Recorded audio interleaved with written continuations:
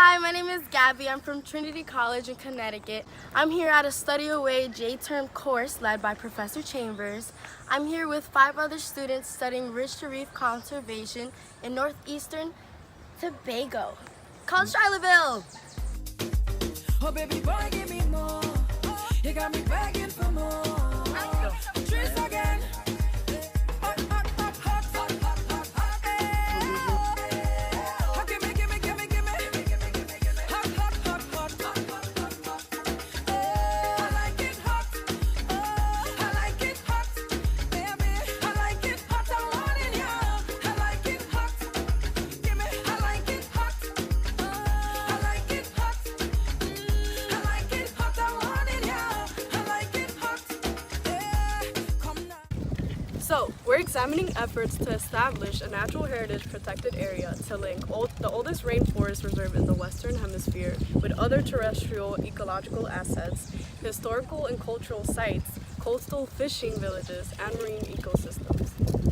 In order to understand the protection that northeastern Tobago needed, we needed to learn about the common definitions of heritage protected areas. The National Heritage Site is a concept that different nations use to demarcate architectural or man-made and natural sites that are of national significance and should be preserved for the future generations.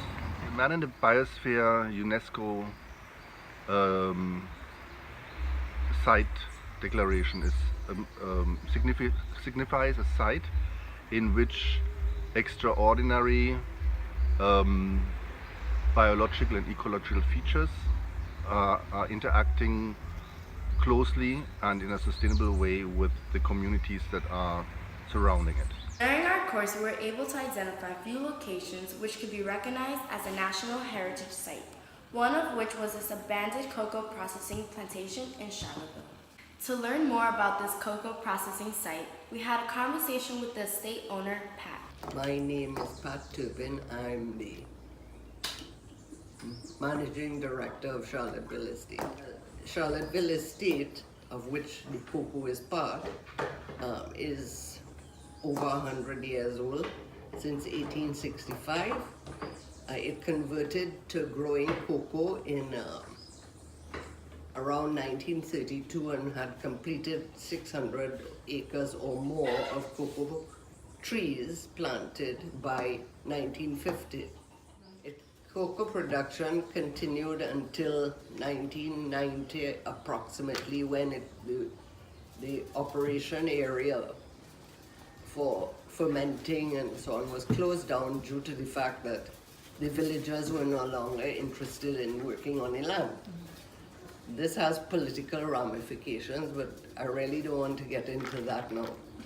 So it remains closed and will be reopened once we have some area under production again and a regular source of cocoa beans. It became very evident to us that we needed to conserve the cocoa processing site quickly, and this was a time-sensitive matter. This is because there are many problems that exist currently with the site.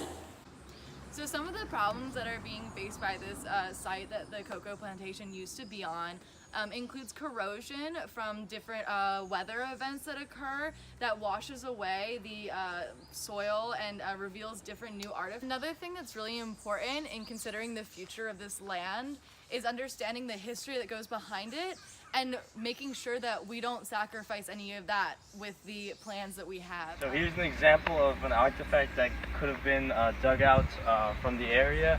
So without the artifact itself, it has no context. Over time of erosion that's happening around the area, you can see that some of these things some of the artifacts are actually being exposed, but as you saw with the previous artifacts that was dug out, this could actually lose its historical context if people start taking these stuff. So it's a time-sensitive thing to take care of this place and actually conserve some of these artifacts here. With the site being recognized, we can really make sure that we don't miss these pieces of history that have occurred here, that we can capture what is revealed in the next upcoming year. Another benefit to having the cocoa plantation as a natural heritage site is that it can attract tourists, and not tourists that'll just exploit Tobago for its resources, but to learn more about the culture. And it won't only be educating tourists, but will also be encouraging locals to know more about the history and land. During our course, we learned all about the heritage sites and its recognition through a non-government organization called ERIC, an environmental research institute in Charlotteville. Currently, they play one of the biggest roles in identifying the cocoa processing site as a National Heritage Site. Well, Eric's role in the process could be that we approach together with the estate owner the National Trust and ask if they're interested in nominating the site. As far as I understand, it's already shortlisted, and then find funding to write that justification document.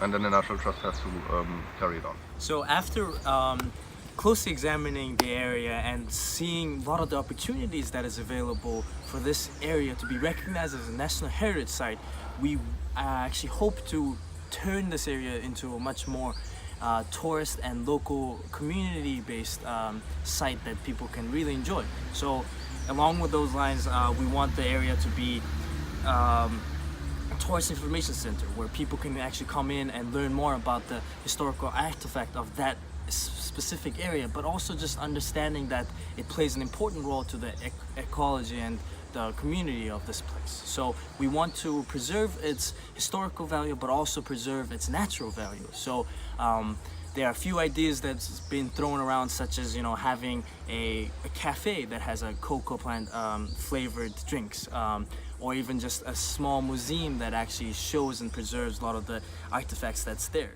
In conclusion, we hope this area receives the necessary attention and recognition it deserves. Thank you for watching, and I hope you learned something new today.